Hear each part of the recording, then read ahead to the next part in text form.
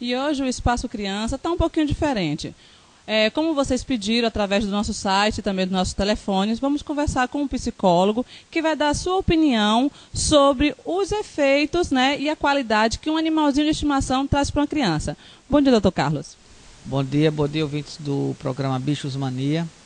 É um prazer poder falar sobre a questão dos animais de estimação, interação e os cuidados que deve ter e a implicação na criação e a implicação psicológica para a criança desses animais. Doutor, fale uma coisa, assim, eu como mãe, como muitas mães que nos assistem, né, às vezes tem uma criança em casa que é extremamente tímida. Na sua opinião clínica, que benefício um animalzinho traz para uma criança que seja tímida, que seja uma criança muito quietinha, muito calada? Agora, um animal, ele pode ajudar muito, né, a uma criança ela desenvolver alguns sensos, senso de responsabilidade, senso de cuidado com o outro, né? Mas com o animal, mas se você não dispensa um cuidado com o animal, muitas vezes você não dispensa o cuidado com a outra pessoa. E alguns cuidados são importantes na escolha do animal. Sabemos que existem diversos tipos de animais de estimação, né? Cachorros, gatos, hamster, peixe de aquário, e alguns outros mais exóticos que não me recordo bem. Mas eu citei os mais comuns. E esses mais comuns é importante porque a criança vai desenvolver primeiro o seu senso de responsabilidade e de cuidado. A alimentação, o banho. A criança vai aprender que a manutenção da rotina às vezes é cansativo. Então, mas tem que compreender que para o bichinho viver bem, ela vai ter que dispensar aquele cuidado, vai ter que botar comida, vai ter que botar água, tem que lavar a vasilha de água, lavar a vasilha de comida, porque senão o animal adoece. Que é uma outra coisa importante também para quem vai criar um animal de estimação. Lembrar primeiro assim, o tipo de animal que está escolhendo para a criança, né? Outra coisa importante é os cuidados de higiene.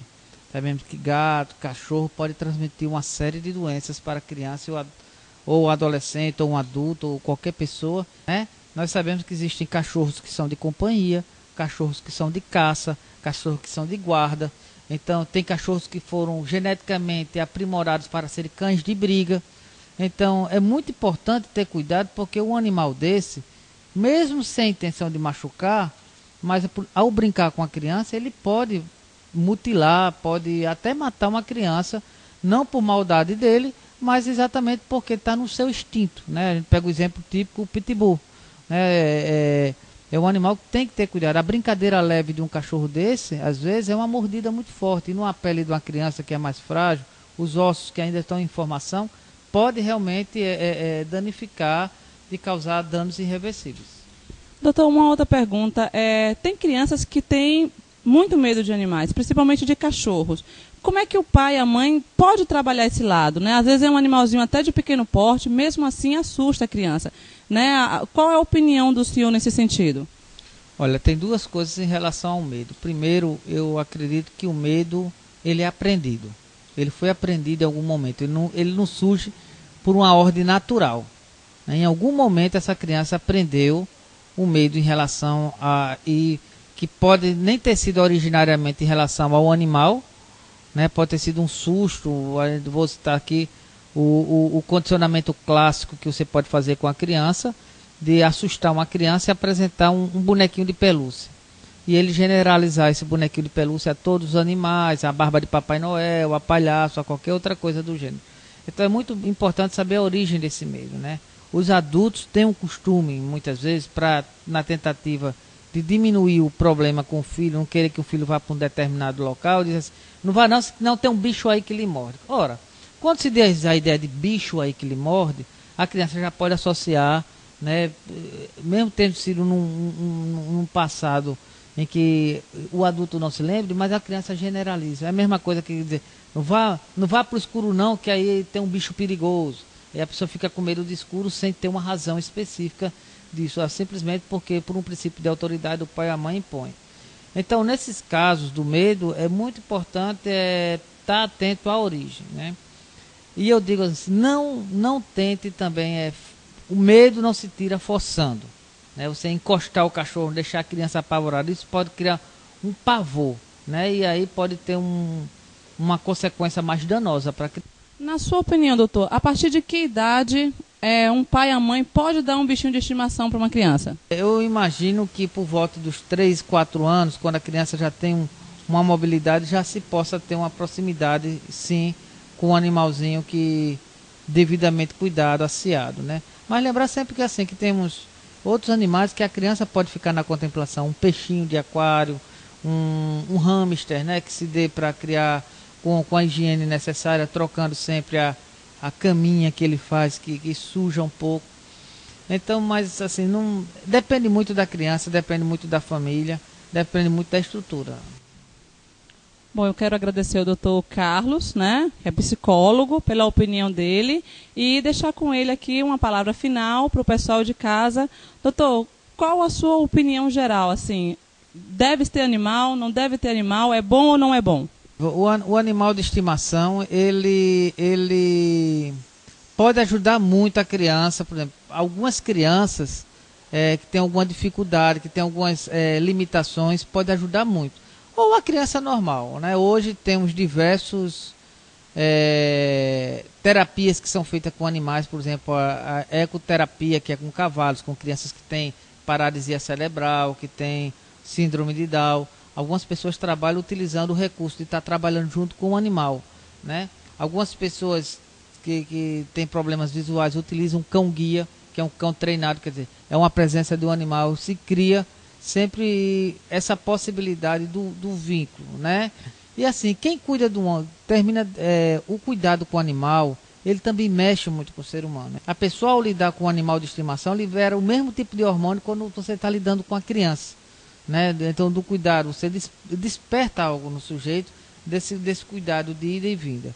Então, eu digo que é importante ter, que muitas vezes no mundo muito solitário que nós nos encontramos, o animal termina sendo uma companhia, sendo um companheiro, quebra aquela solidão. O animal ele vai interagir um pouco mais com você.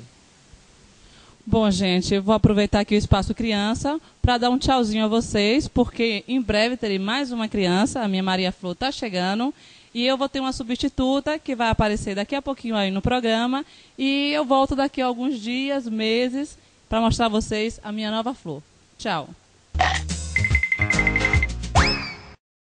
Se a sua casa e seus animais estão infestados com carrapato, a solução é Fiprolex.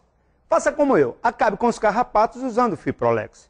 As 10 primeiras pessoas que ligarem para os telefones que aparecem no vídeo vão ganhar Fiprolex, comprovar sua eficiência no combate aos carrapatos. O estante veterinário não poderia ficar sem falar da giardia, um parasita que pode causar sérios e numerosos problemas à saúde dos animais e pessoas. Vejam a matéria e prestem muita atenção.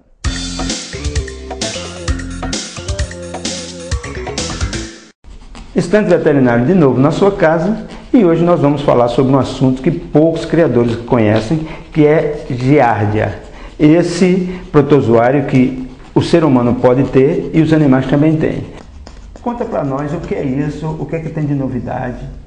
Anselmo, a giardia é um protozoário que o animal se infecta através do ambiente, do contato direto com fezes de outros animais contaminados, e que também pode passar para a pessoa, principalmente para crianças, né, que tem um sistema imunológico ainda um pouco deficiente, né? Hoje em dia, o que acontece é que é muito difícil da gente detectar a giardia num exame de fezes, né? Normalmente, às vezes passa desapercebido. E o cachorro é portador e ele fica sendo assintomático, ele não apresenta sintoma, mas ele fica liberando as formas contactantes através das fezes. Sendo um transmissor. Sendo um transmissor. Os filhotes, normalmente, eles apresentam os sintomas. Os sintomas são febre, apatia, dor abdominal, diarreia. Mas às vezes o animalzinho pode ficar sem ter nada, sem sentir nada. O cãozinho que tem giardia, ele pode também perder peso, não engordar, porque às vezes eu já vi histórias em que foi feito de tudo, depois descobriu que esse animal tinha giardia, por isso que ele não pegava peso, ele não se alimentava bem. Principalmente os filhotes, eles vão apresentar o sintoma da giardíase. E um dos sintomas é esse, o filhote não desenvolve, ele não pega peso, ele fica aquele filhote assim, né, que não vai muito pra frente, e aí quando a gente vai descobrir, ele é portador de giardia. É muito difícil o tratamento ou depois já tem algum tipo de medicamento que facilita esse controle e esse combate? Olha, o tratamento não é muito fácil. Por quê? Porque ao mesmo tempo que ele está tomando a medicação, ele está se recontaminando através das próprias fezes dele e do ambiente que ele vive. Então, assim, o tratamento, às vezes, a gente tem que tratar, fazer o exame de novo, às vezes não detecta no exame, você acha que o animalzinho sarou, mas ele não sarou, aí você trata de novo. Então, assim, é um pouco difícil. Agora, assim, existe vacina para isso também. Então, assim, o ideal é que o filhote seja vacinado também contra a giardia.